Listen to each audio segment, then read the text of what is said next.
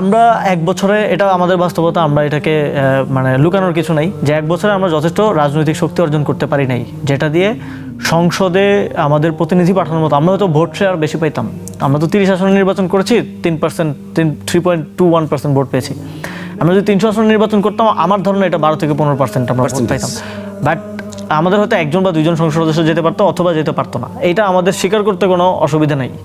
এবং এটা অপর প্রান্ত হতো, জামাতের হয়তো 68 জন সংসদে যেতে পারতো না, হয়তো 40-45 জন যেতে পারতো, কারণ অধিকাংশ আসনেই 4-5 হাজার ভোটের ব্যবধানে তারা জিতেছে। সেখানে আমাদের ক্যান্ডিডেট থাকলে এই ভোটটা তারা পেত না স্বাভাবিকভাবে। তো সেই বাস্তবতার জায়গা থেকে আমাদেরকে কিন্তু বলা হয়ে থাকে যে জামায়াত আপনাকে সমর্থন দেয়নি, তাই আপনি নির্বাচনে দাঁড়াননি। জামাত আপনাকে, কেননা আমি এগুলা কোনোটাই প্রমাণিত না, তবুও বলছি আপনার বিরুদ্ধে দুর্নীতির অভিযোগ আগেও তোলা হয়েছে, আপনার এপিএসসির বিরুদ্ধে, এখন আবার সাম্প্রতিক সময় আরেকটা তোলা হয়েছে।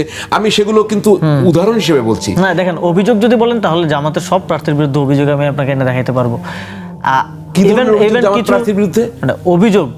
অভিযোগ তো সোশ্যাল মিডিয়াতে আপনি আজকে একটা লিখে দিলেন, অভিযোগ হয়ে গেল। আর আমাদের বিরুদ্ধে তো একদম পুরো এস্টাবলিশমেন্ট মিলে অভিযোগ দেওয়ার চেষ্টা করেছে, আপনারা দেখেছেন, এবং অনেকগুলো ফ্যাক্ট চেকিংও হয়েছে যেগুলো সত্য না মিথ্যা।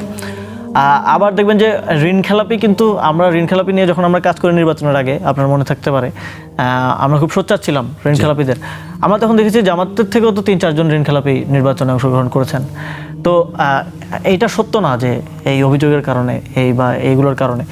প্রথমত আপনি মনোনয়ন প্রথম পাওয়ার চেষ্টা করেছিলেন, এটাও বলা হয়, অনেক কিছুই বলা হয়। অনেকে তো বলে গণ অধিকার পরিষদে আমি যোগ দিতে যাচ্ছি, অনেকে বলতেছিল বিএনপিতে যোগ দিতে যাচ্ছি, অনেকে বলতেছিল এনসিপিতে। তা আমার ইয়েটা ছিল সবসময় আমি এনসিপির সাথে রাজনীতিটা করতে চেয়েছি, কারণ আমরা একসাথে গণ অভ্যুত্থানটা করেছি। আমি নির্বাচনটা করিনি, সেই সময় জোট করার কারণে আমাদের দলের মধ্যে একটা ভাঙনের প্রক্রিয়া তৈরি হয়েছিল, এবং তখন কাউকে না কাউকে দায়িত্বটা নিতে হতো, এবং নির্বাচন পরিচালনার দায়িত্বটাও নেওয়ার প্রয়োজন ছিল। সেই জায়গায় দলের জায়গা থেকে আমরা সিদ্ধান্ত গ্রহণ করি, তখন আমি নির্বাচনটা থেকে দূরে ছিলাম। এবং আমার কাছে তো অপশন ছিল পরবর্তী স্থানীয় সরকার নির্বাচনে যে